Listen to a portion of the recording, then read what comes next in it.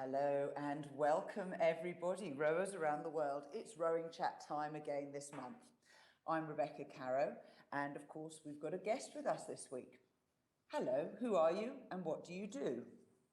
Hello, good evening from the UK. My name is Jim Flood. I'm a coach at my local rowing club, which is Reading Rowing Club in the UK, just west of London. And I'm also a coach educator for British Rowing, which means I run courses for the UK qualifications. And also I'm a development coach for FISA. So I do work in different countries, teaching on the FISA coaching courses and also working with rowing federations to grow rowing as a sport. Fantastic. Jim, you and I met quite a few years ago, didn't we? We did, yes, Rebecca, I remember it well. We did a seminar together, and the reason you intrigued me was you were the first person I'd met who had this interest in teaching coaches, not just in coaching yourself. And I think it is a particular sub-niche of the sort of coaching mindset that there's this educational overlay. How did you get interested in it? Oh, well, let's start with the history. I started off quite young as a swimming coach, and I then took up rowing at about the age of 18, 19 at university. And because I already had a background in coaching, very soon I progressed through rowing and also coaching some of the beginners. I then had a long break. After a successful 3 years at university, I followed the career trail, came back to rowing when I was about 40, started competing and then started coaching again and started taking my coaching qualifications. And in the meantime, I'd also coached soccer and rugby.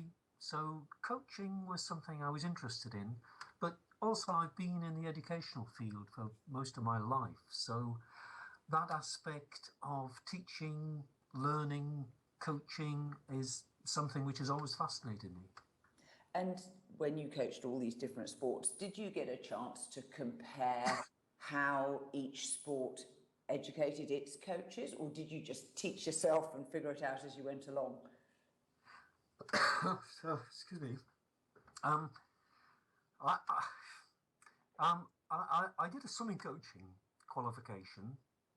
Not that I remember much of it, but what struck me was that the coaching was very didactic. It was the process was I'm the coach. I talk, you listen, I say, you do. That was a bit similar in soccer and rugby at the time. And when I started coaching rowing, I started experimenting a bit, really drawing on some of my interest in teaching and learning, how people learn. And that started quite early on, particularly with the teaching of diving, which is all about confidence.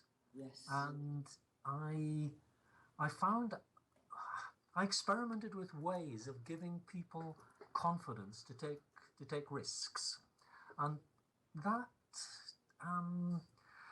that got me interested in how people learn not just the academic facts and figures, which is much, a large part of our education, but how people learn skills and how they learn to control their own bodies and to a certain extent their minds as well. This sort of link between the mind and the body and getting them to do things which are more efficient, more comfortable, more effective. And what do you call that style of coaching if didactic was the I speak, you do style? British Rowing calls it participant-focused rowing, although they're also using the term rower-focused coaching. So it's based on the idea that it's not just a one-way communication system, it's a two-way communication system. But the important person is the person being coached, the participant. And there's a very, very nice rowing video on US rowing, on common faults and how to improve them. Incidentally, I'm a big fan of some of the coaching videos on US rowing. But there's an American coach, very experienced American coach, talking, and he says, it took me years and years to realize that when I was talking to these athletes, they were trying their hardest. And if they weren't succeeding, it wasn't because they weren't trying, it's because I wasn't succeeding in explaining, showing, demonstrating, and giving them drills which would facilitate that understanding. So it's the idea that if the athletes are not doing what you want them to do, it's not their fault, it's you as the coach, it's your fault. And is this something that has developed across a range of different sports, or is it something that you found and have pushed in rowing? Well, I'm not sure about other countries, but certainly in the UK, and I would assume it's fairly worldwide. I'm very impressed with the coaching materials for both tennis and football. The Football Association site in the UK has some wonderful examples of participant-focused coaching, and also setting the athletes problems to solve for themselves, to work out. Because one way we learn is actually by teaching ourselves. So let me just, and because of that, I no longer explain to people who are just starting to in a sculling boat for the first time. I don't explain how to make the boat go backwards, which I did at one time. I now say to them, how do you think you could make the boat go backwards? And let them work it out for themselves. Obviously, avoiding any gross mistakes. But first of all, they often do it quicker than they discover it quicker than they would by me explaining, and they learn it more effectively. They're making the connections, between the brain and the muscle movement much more effectively. Very, very interesting. And in taking this message about participant-focused coaching out to all the people you bump into in your rowing life, how has it been received? Not very well, is the short answer. Because there is evidence from some large-scale research that one of the greatest influences on the way a teacher teaches is not their teacher training or their teacher education, but the way they were taught. And I suspect that the biggest influence on coaches is the way they were coached. And of course, most coaches, say above the age of 40, would have experienced very didactic coaching. So I think there's quite a deeply ingrained procedure. And of course, actually, there are some incredibly didactic coaches who are incredibly successful. Yes. Any suggestions on how to work around this or overcome it, if it genuinely is a better and quicker way of teaching people to acquire the rowing and sculling skills? I think to get them to be adventurous and to give it a try, and to encourage them to make the learners complicit in the learning process, to discuss with them what's working, what's not working, how could it be better. And that's quite risky for many coaches. They don't feel comfortable with doing it. But once they try it, I think they begin to see that it has considerable benefits. I know that that can work at a range of different experience levels. It's not just for people who teach beginners. A few years ago, I was fortunate enough to interview on RowingChat Duncan Holland, who coached at Cambridge University for boat race. And he had a group of athletes who came from different countries around the world. And he explained that particularly the North American athletes were very uncomfortable with being able to discuss their point of view with the coach. He said the Europeans, particularly the Germans, revelled in the opportunity to be listened to and to have their points of view heard, so that they contributed to the overall objective of learning and acquiring skill and building a crew, whereas the Americans found it incredibly different from what they had experienced when they were being coached in North America. That's fascinating. I wasn't aware of that, but your question was what sort of reaction do I find? And coaching in Africa, it's quite a difficult concept, and I don't even try too hard with it, because the teaching in the schools is incredibly didactic. Whether it's a hangover from colonial days or whether it's an aspect of the culture, there's the coach also has authority. There is a sort of a hierarchy there, and the idea that the coach should even discuss procedures with the athletes would be seen to be a sign of weakness, lack of authority, or indecisiveness. They have to be certain, sure, and very directive. Very interesting indeed. So moving on, what do you think is the state of coach education for rowing coaches in the world today? I can only talk about the countries I know. I think it would correlate well with the gold medals being won, the medals being won. So you've got Canada, America, Australia, European countries, and the UK, mainly Northern European countries. They're the ones with the coaching structures, and also talent identification programs, and also the money as well. So once we start going beyond that, what I see is, for example, in South America, they don't have a structure of coach education. They're beginning now to develop one, and they're using some of the FISA coaching materials, which incidentally are very good, and they're available free for download on the FISA website.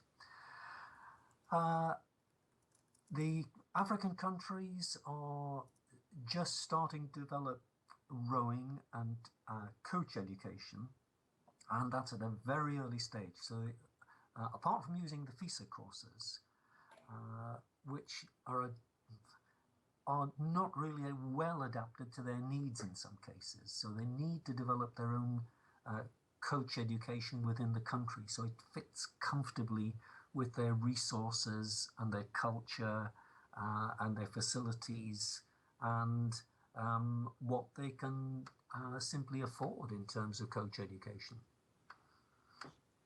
So you come in as an assistant with FISA to a country, doesn't really matter where. What do you actually do in terms of helping out with this FISA coach development program? Well, it varies. In South America, I was working with the National Federation to look at developing a structure of coach education, because they're well down the line. Argentina, for example, often has athletes in Olympic finals. Yes. In Africa, it's very different. Usually, I go in at the point at which they will have received a container of boats, shipping container with 6 basic singles, 4 doubles, and 2 coastal type fours. That's the standard sort of package with trestles and blades. So, for example, 5 years ago, I went out to Uganda, and I was there when we opened the container, took the boats out, put them together, and we're putting them on the water for the first time. And it was basically teaching rowing and identifying people who had the potential to be coaches and giving them some very basic strategies for coaching and running the activity safely in terms of the participants and safe management of the equipment. You sent us a lovely photograph of some people clearly on a very early, if not their first outing, wearing life jackets, I think. That's quite recent, actually, because that's an adaptive group in Uganda, rowing on Lake Victoria. So the adaptive rowers do wear life jackets or buoyancy aids there, yeah. And it's interesting that adaptive rowing is growing quite slowly, I think, in the UK and other countries, but it's developing at a very similar rate to able-bodied rowing, certainly in Uganda and Kenya. There's great interest in it because generally other sports have not taken a lead in developing adaptive athletes. That doesn't surprise me. Moving on to a slightly different question. Do you have a gearing formula that you use using erg scores, strength and ability for different athletes? This is for gearing boats. Are we talking about Row Perfect here? No.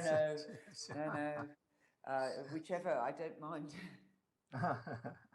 Sorry, Rebecca, I couldn't resist that one. Well, I use the standard material, which is available on the Concept 2 website. I've got my Bible alongside me, which is Rowing Faster by Volker Nolte, which has got most of the information in that I need. So I'm not sure what the question is in terms of gearing.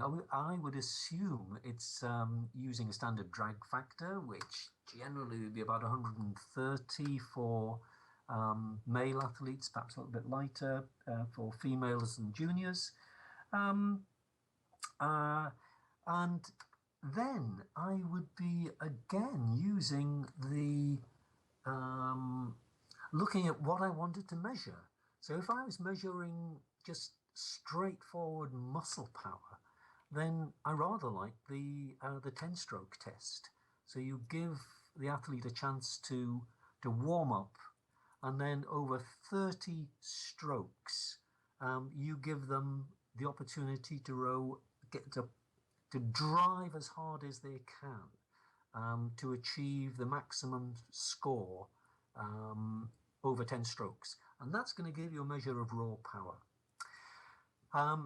Measuring aerobic capacity, you want about a 6K test. Aerobic power, 2K test. Anaerobic capacity, 60-second test. And aerobic endurance, about a 60-minute test. So, I mean, this is all, I'm lifting this straight out of textbooks, really, because most of this results from research, and I'm quite happy to draw on experts and not try and make it up myself. When you take that knowledge of what your athletes have scored on the erg, how do you take that then into gearing on a boat? Well, first of all, can I just deal with the question of what I would do with the information?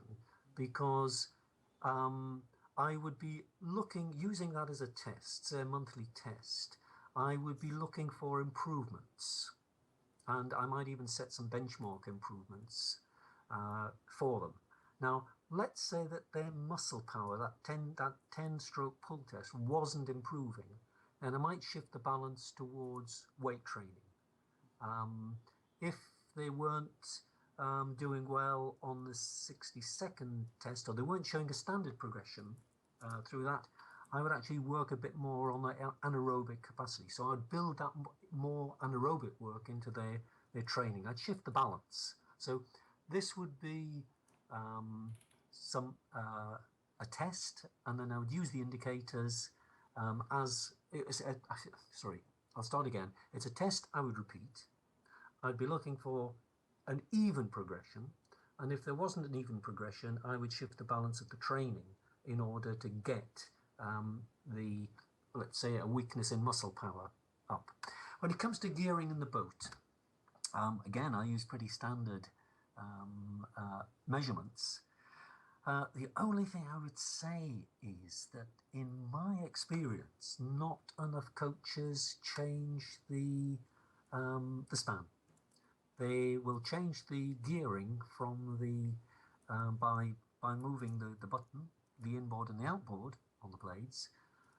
When in my view they should do a bit more experiments on reducing the span, because first of all that will increase the stroke length, and often rowers will feel that they'll feel as though they've got a higher load, and that's because they're getting a more effective catch and able to get more work on. Interesting. So what are the circumstances that you would then recommend that to a coach? I think I would recommend it in almost any situation as an experiment, unless, well, first of all, I'd want to measure the sweep angle as accurately as I could, even if it's taking photographs from a bridge as they come underneath. Although there's a fascinating YouTube of someone using one of these small drone helicopters with a camera on board, flying above a boat. It's on YouTube. I'll perhaps send a link that people can have a look at it, because it strikes me that that's a wonderful tool.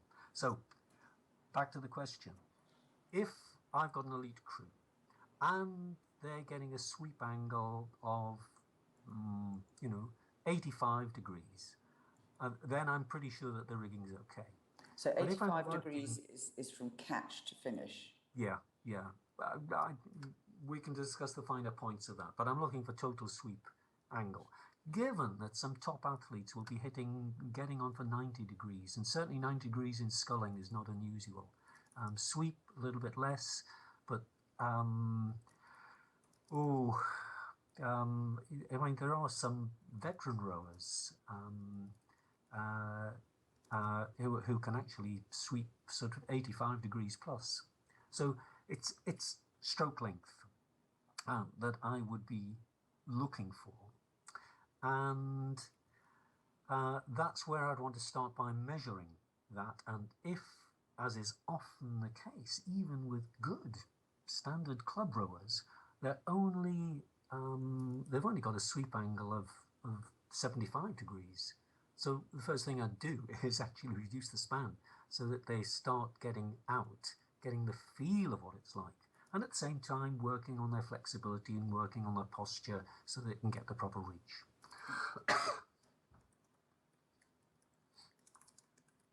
And the measurements are, as you say, you take them by taking photographs and then printing the photographs and using a protractor and a compass to measure the angle.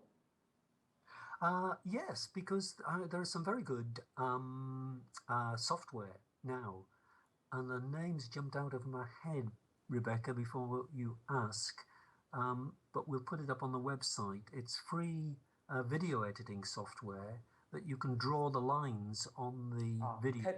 There's an app I know called Coach's Eye.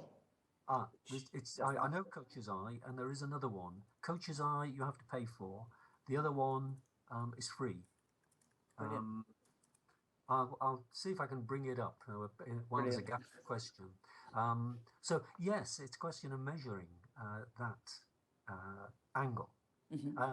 Incidentally, there are very fancy bits of hardware and software now that you can attach to the rigger, and you get a complete readout of the sweep angles and the force at the pin, etc., etc. Yes, it's getting more and more technical at some parts of the sport, isn't it? Oh, it is, but we're looking for I've nearly all the top regattas now, the finishes are so fine. We're talking about getting 0.001% improvement. Is going to win a race. Yeah. Moving on to a question that's come through from Santiago in Chile. How do you commit people to supporting rowing institutions at their early stages of development? And by this, I take it to mean perhaps a new club that's starting out, or perhaps a new group within a club. Maybe you're starting a masters group or a juniors group. Well, first of all, I know I know the person who's put the question, actually, because I've done some work in Chile with a group who are building up rowing from scratch, and they're very interested in how to do it. And I think they're doing a great job. Okay. Let's I think it's a vital question, because so many clubs in the UK are running learn to row courses. And generally, the Learn to Row courses attract a lot of people. They have a nice time. Some of them decide that rowing's not for them. It's been very nice, thank you, but I don't want to actually pay club membership because I've had a nice time, but it's not really for me. It's been a nice taster. But a significant proportion then join the club. And it's that gap between the Learn to Row course and getting into a squad boat and training with a crew, where in many cases I feel we haven't got right. So I'd be interested in your comments on this, but I think there are three key factors. One is that there are clear paths communicated to the rowers. So coming off a Learn to Row course, there should be a progression, a clear progression through to the squads, a clear progression through to recreational rowing, or a clear progression into rowing as an individual in your own time with your own group, sort of a particular independent rowing, let's call it. Self-directed, yes. And that stage, I think, is quite critical, because I see in that phase some participants responding well to the didactic shouting, get used to this is what it's going to be like, so you might as well get used to it. Do the circuit training, get on an erg, be shouted at to work harder, come on, you can do it, kind of approach. And that, for some, is great. For others, it's very alienating. It's very disconcerting. So it is how to get some paths there which are comfortable for a range of people. My guess is that many clubs who take rowers off a Learn to Row course into the club probably lose about 70% of them in the first year. What's your experience of this, Rebecca? Well, I was going to say that would be borne up by the recent data from Sport England when they appraised the post-Olympic legacy in rowing.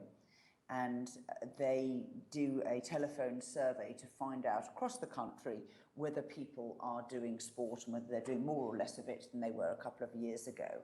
And rowing, grassroots rowing, experienced a cut in its funding because they had not maintained participation numbers. So I will say, though, that I know that there were some issues with the research survey methodology, because apparently they refused to use mobile phone numbers. And as you know, nowadays, more people have mobile phone numbers than have landlines. And of course, particularly if you want to capture younger people, they're less likely to answer a landline and more likely to answer a mobile phone. But I would say that anecdotally, that would absolutely back up your experience. And certainly in my own club, where we do adult masters Learn to Row programs, we get, of every sort of 3 or 4 that come through, 1 or possibly 2 stick around and then actually want to participate. Now, I will say that my club does not offer very clearly self-directed rowing. although we do offer recreational rowing and competitive rowing for masters. Yeah, thanks for that. So that's the first factor, the clear paths of progression which are supported. And the second factor is that support. Are they feeling as though they're getting teaching? Are they feel as though they're getting the right resources, not having to hang around waiting for a boat, waiting for a crew, waiting for a coach? And then the third factor, I think, is the quality of coaching, because in terms of a hierarchy, the best rowers get the best coaches. And in my view, it should be the beginners getting the best coaches, and best coaches in terms of commitment, skill, enthusiasm, ability to communicate, to excite, to interest. So what I often see is someone doing the Learn to Row course or looking at the, doing the Improvers course, who have very little experience themselves, and they're struggling, and they're not communicating a sense of confidence and purpose, and they're not getting the kind of progression that good coaching would give these people. So those are the three factors, I think, which are important. And I think there's another one, if I can just add another one, and it's to get a culture within the club that is welcoming. I row with vets group, and as a vets group, we are not good about welcoming younger vets that come off Learn to Row courses. But the people we're interested in is the people who come from other clubs who are going to get in the boat and make it go faster. And I suspect from talking to other vets in other clubs that's a similar kind of problem. It's a bit exclusive. So I think we've got to become much more inclusive in terms of our attitude and welcoming of new people into rowing. One of the things to respond to that last point that I have observed when I was rowing at Tideway Scullers, we used to open up the bar and sell tea and coffee and toast in between outings on a Saturday and Sunday morning. And each squad group in the club had to take their turn staffing this. So it would rotate through the juniors, the senior athletes, men and women, and the veterans. And this had the most incredible, unexpected side benefit, which was to break down barriers between the groups. Because if you're standing behind the bar saying, hello, can I, how many cups of tea and how many slices of toast do you want? You're obliged to actually have a face-to-face conversation with people who you do not normally speak to. And as a result, everybody got a lot more friendlier and a lot more welcoming. And people knew other people to speak to, even if it was just to say hello. And it was the most fantastic experiment in breaking down barriers. I think that's a lovely example. Certainly, the people that come on Learn to Row courses, in my experience, or should I say a large percentage of the people who come on the Learn to Row courses are looking for a social connection with a club as much as a sporting connection. They're looking to make friends. They're often young professional people who've moved into the area, or older people who are looking for a new interest. But the key element is actually meeting a group and socializing with them before, during and after rowing. Absolutely support that. Now we're going to pause for a minute and have a word from our sponsors. Any aspiring rowing coach needs to read Steve Fairbairn. His deep insights into the key movements that propel a boat forwards are timeless. Every coach can learn ways to improve his eye or his way of observing crews rowing by reading the words Steve Fairbairn wrote about how to coach. Never mind that boats, materials and technologies have progressed. Fairbairn was writing in the early 20th century. The simple fact of a human with an oar remains the same. You can become a better coach by studying his methods. And if you like a good yarn of David versus Goliath, you'll also love learning how Fairbairn, the upstart Australian, faced down the English establishment, comprehensively beating their rowing crews with his own, who rowed to his technique, style, and trained with his methods. All Rowing Chat listeners will get an email offering a 30% discount on the Amazon Kindle edition of Steve Fairburn's On Rowing. This will be emailed to you tomorrow if you're signed up on the Eventbrite for this Rowing Chat. Now back to Jim Flood. Jim, what tips can you offer a coach on ways to improve their skills? If they've been intrigued by what you've been talking about this morning, what can they do to move themselves forward? Oh, they've got to be alongside other coaches. They've got to be able to watch them, ideally with their permission and agreement, and sit in on coaching sessions. A good coach has got to be a thief. You've got to steal ideas. And, most of the ideas that I teach, which people say, oh, that's really good. I've taken from other people. Now, I've adapted it to my own style and experience and wording, but it's actually getting a bank of ideas, and even watching a bad coach is still a useful experience, because you can say, okay, bad in your judgment, that is, you can say, okay, that's not how I want to coach, and that's not the way I would do it. But thinking about the obverse, how would I do it? How would I have explained that? How would I have dealt with that problem? In too many clubs, coaches are insular. We don't even talk to each other. Never mind have meetings and discuss the deeper aspects of technique or methods of coaching. So for young coaches or older people, older rowers who've started coaching, watch other coaches and don't be afraid to steal their ideas, and read a lot of good stuff on video on YouTube now as well, in terms of coaches in action and coaching techniques. And I was going to say, and if you have any questions and you want to send them in to Row Perfect, we will put them out to the community to answer. And there's a lot of questions we get from readers. Some are rowing related, some are coaching related, and mostly we get some fantastic answers to put back out there for other people to read and experience.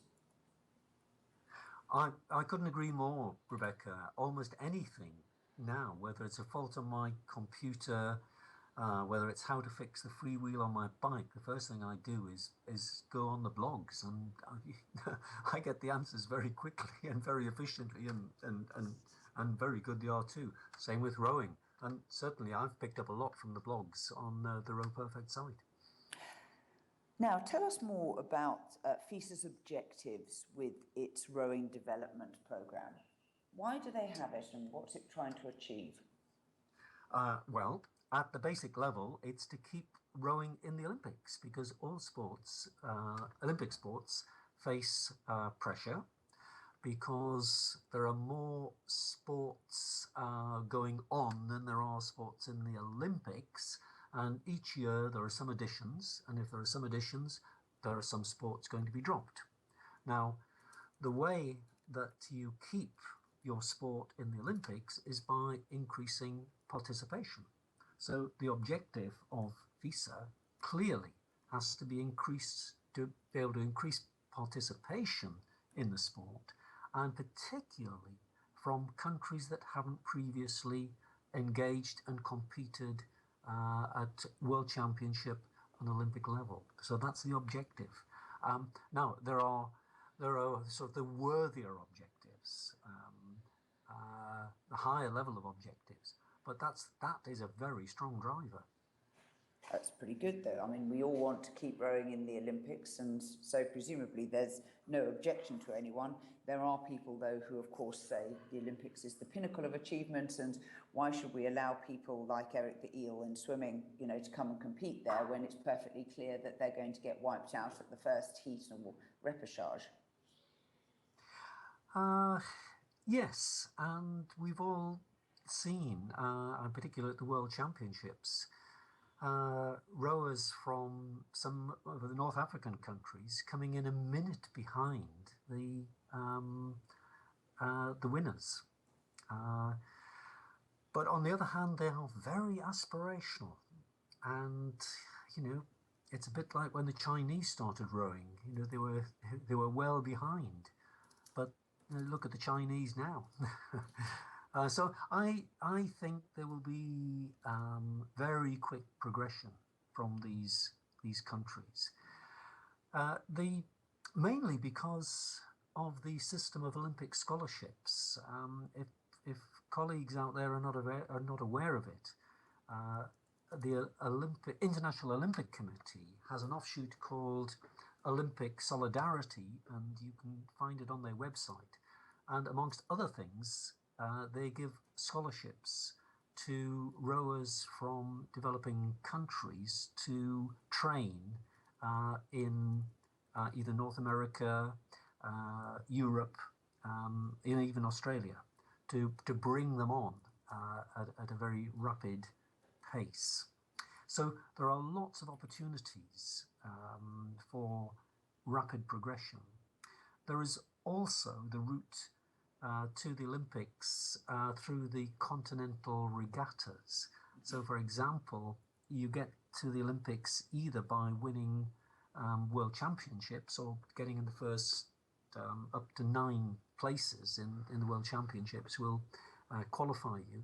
But then the other way is the continental regattas, which are the year before.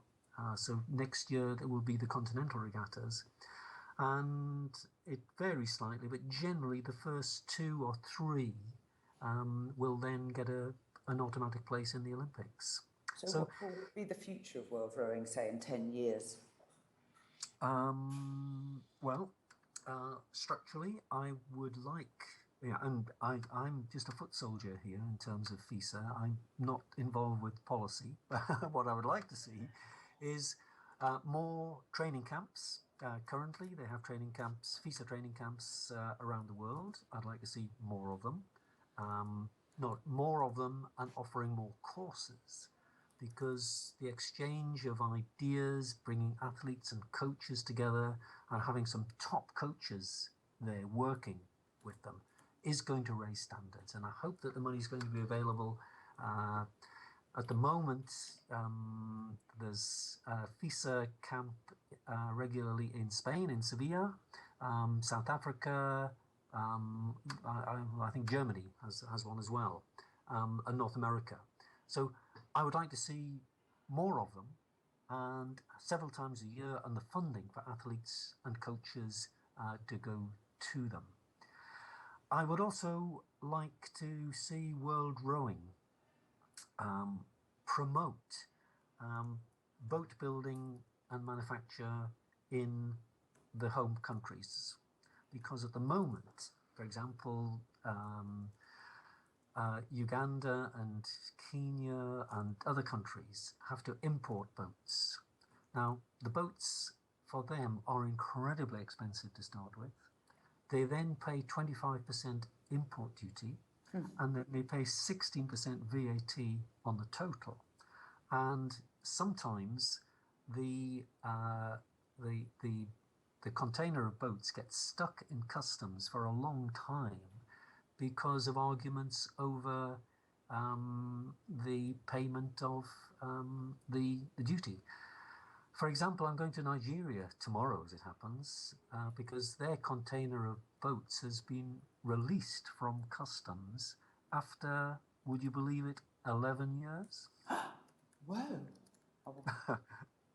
And that's because of a dispute on tax and import duty? Exactly. Yeah, there are. The government can waive the tax in terms of aid, for example, so they don't pay duty on aid. But whether classifying rowing boats for sport as aid is a contentious issue. So, but it seems to me crazy economically for countries to be importing boats when they've got boat building skills, and that can stimulate the local economy, and they can make boats at an economic cost. For example, I was a very good boat builder in South America. Their boats are really very, very good because they've got a boat builder there. And that's really promoted the growth of the sport.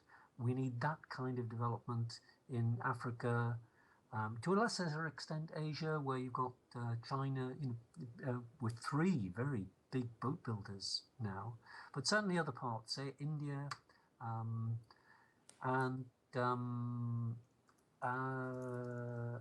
that just about covers it, I think. But using locally built boats for basic training. And I would actually like to see what we used to call restricted regattas in this country. We used to have races in restricted boats, and we don't anymore. And that aligns with committee boats, which, interestingly, was an article we wrote last month on the Row Perfect blog, where the regatta provides the boats. Absolutely right.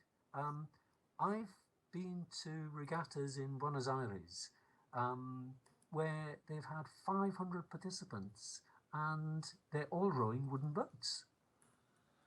And all the boats are supplied there. The kids just turn up and they have a ball. Absolutely fantastic. Brilliant. So moving on to another little side project of yours, which is your Open Ergo Wiki. What inspired you to go and create this, Jim? Well, it wasn't so much inspiration. Well, inspiration is partly need, but my background is as an engineer. I've been involved in the design of medical equipment, and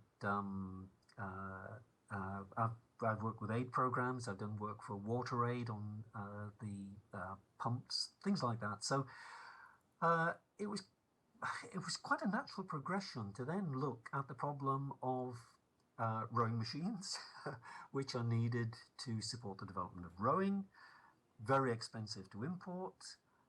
They're often in conditions which are not conducive to a long life. For example, the boats are delivered in containers. Security is an issue, so often the ergs have to be taken apart each time they're used and locked up in a container, and that action of getting them in and out all the time tends to put a lot of strain on them. So again, I was looking for a design based on the principles of alternative technology, or appropriate technology as it's sometimes called, based on the idea of let's use local materials, local skills, to produce an artifact which we may used locally. So that's where the origin of the Open Ergo came. But there's another issue. We need to get people making Open Ergos in Europe and North America, because people in Africa are very aspirational. They don't want second best. If you ask them what kind of boats they want, they'll tell you they want the Philippes, the Empakas, the Hudsons. They know their stuff. But if we start using some very basic boats here, on the lines that you just outlined in terms of committee boat racing, restricted class racing, and they see us doing that, they'd be more inclined to be happy to use the basic boats, training boats that they've made themselves, and perhaps we can have ergo competitions using the very basic wooden type ergometers, and having competitions over the internet, using Skype, just focusing on a very simple bicycle type speedometer, which you can attach to a very basic erg and get a measurement of speed over time. Very interesting. Moving on to a different question. If you're doing time trials, testing out different types of oars, fatigue in the athletes is a factor. How do you overcome this? It's an interesting question, because I'm not quite sure why you'd be using different types of oars, or if you're making slightly different changes in the outboard and the inboard. So it's still a good question. And I would be saying, okay, let's take the group of athletes and let's try and find out over a series of tests, let's say relatively short, say 500 meters, and let's run a series of tests, let's say 6 runs over 500 meters, where, using the same blades, we're likely to be able to get an idea of the fatigue factor. So let's say on the first 2 runs, they're probably pretty close. Then they're going to be dropped down by 5 seconds, 10 seconds, 20 seconds. So you'll get an idea of what the fatigue factor is with those particular athletes. So when you start making changes to either the rigging or the oars, you can then build that fatigue factor into the tests. Does that make sense? That makes perfect sense. That's great advice. Our last question comes in from Elizabeth in Rochester in New York, who's a very loyal listener of RowingChat. And she asks, some rowers tip their chin up and their head back just as they apply power in the drive, and then they hold it there through to the finish. Can you offer an effective explanation for this that will help a rower keep their chin down?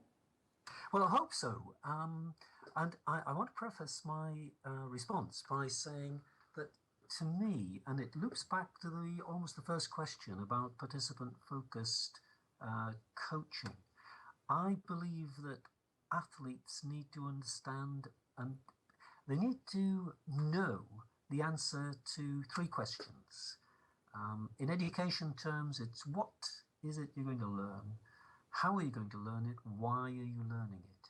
So in answer to Elizabeth's question, it's being able to explain to the athlete what it is they're doing, why they're doing it, and how they're doing it. And generally, that tipping the head back is a result of heaving with the shoulders. So they're throwing their head back because the effort is going in the shoulders and not the legs. And it's almost as if throwing their head back is like throwing this heavy object back, which gives some momentum to the shoulders. Now, how to prevent it? Well, there are lots of very good exercises, and I think, Elizabeth, if you have gone on the US Rowing website, there's a video on using the ergometer to coach rowing, and there's some very good exercises there on getting the athlete to push with the legs and keep the body posture in that forward-leaning position until the legs are nearly down. Now, what the athlete needs to understand is they're going to get more power, they're going to be more effective if they get a better leg drive, they keep that forward lean, and they don't throw their head back. And there are various ways you can actually demonstrate that on the ergometer, and that video which I've just mentioned demonstrates that extremely well. Fabulous. Well, we'll find that video and we'll include it in the post-event email to all attendees. So hopefully we'll all benefit from seeing those particular sets of videos. I've got a last question, which is back to coaches educating themselves to improve. If I'm a rowing coach and I'm interested in some of the ideas and the concepts you've been discussing today, Jim, how can I start experimenting as a coach?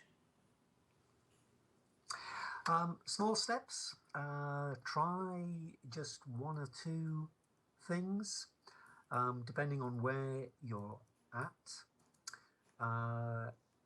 Particularly listening to the athletes, asking them how things feel when there are changes made to the boat, getting their views on it, starting to have a discussion with them. That's one aspect. But the other aspect of improving is this idea of continuing professional development and self-reflection, because one of the aspects of the British Rowing Level 2 course is self-reflection, and that is something which many coaches, many people find very difficult. It's common in nearly all professions. My daughter's a physio, and she hates this idea of self-reflection, which she has to do each year, and I have to help her with it. So the idea of thinking, okay, what am I doing? How am I doing it? How could I do it better? And looking at some sessions that you've done and saying, what did I do which worked? What did I do which wasn't quite as good? What might I do next time? Now, in courses, you have to write that down, and that's going to be the painful bit. But if you're thinking about it and rehearsing it in your mind. I think that's a good way to improve. So small steps in making changes. Don't change overnight. Try something. Try the idea of, if you're teaching some sculling, of saying, okay, instead of teaching them step by step how to row backwards, how to back down, asking them to try and work it out for themselves, or how to turn the boat round themselves. So try some experiments, see if it works for you. Small steps, small steps. Watch other coaches, read, but think, reflect. There's a very interesting coxing website written by a lady called Kaylee Durham, which is called Ready All Row, and she advocates coxswains recording themselves during an outing and publishing it privately to their crew after every single outing. Not only do they have the opportunity to hear what they actually said and perhaps do this reflection afterwards, it also allows the crew then to give feedback about the calls that they thought were effective. That's such a good example. That's such a good example. One of my heroes, who I hope you're going to have on RowingChat, is Thomas Poulsen. Until very recently, the Danish national coach, a lightweight gold medal winner himself, and in terms of success, 7 gold medals at the last Olympics with a population of 5.6 million people, less than the size of Manchester. That's Denmark, and athletes which are all amateurs. They're either in full-time work or they're students. And I've talked to Thomas and asked him how he manages this, and he said, well, firstly, I get to know that's my first job, is to get to know my rowers. I get to know what they do, how they think, and I listen to them. I spend a lot of time listening to them, and that to me was something that's caused me to reflect very deeply on how I interact with the athletes I coach. Very interesting. Now, Jim, just before we finally wrap up, you've offered a prize for our listeners at the end of the month. Do you want to tell everyone about it? Well, I think it's 2 prizes, actually. It's 2 T-shirts from Argentina. One is a very nice sort of lycra tight fit one, which was used by the national team about 3 years ago. And the other one is more of an open neck style, which is also got Argentina on the back, and the kind of thing you can strut around your club in, looking cool. And that's it's a shirt from the Argentinian National Olympic Committee. So 2 T-shirts up for grabs. Fantastic. Thank you very much. Now, Jim, would you like to let listeners know where they can get hold of you online? They can indeed. It's my email address is jimflood42@gmail.com. So it's jimflood42. jimflood42@gmail.com. And I do welcome a dialogue. As I've said, I'm off to Nigeria tomorrow, so I'm going to be probably out of email contact for about the next 10 days. But generally, I do try and respond to people and engage with them over issues that interest them and interest me. Fantastic. Jim, you've been a marvellous guest, and I've really enjoyed hearing and learning more from you about all the aspects of rowing that intrigue us both. Thank you very much. It's been a pleasure, Rebecca. Many thanks for inviting me.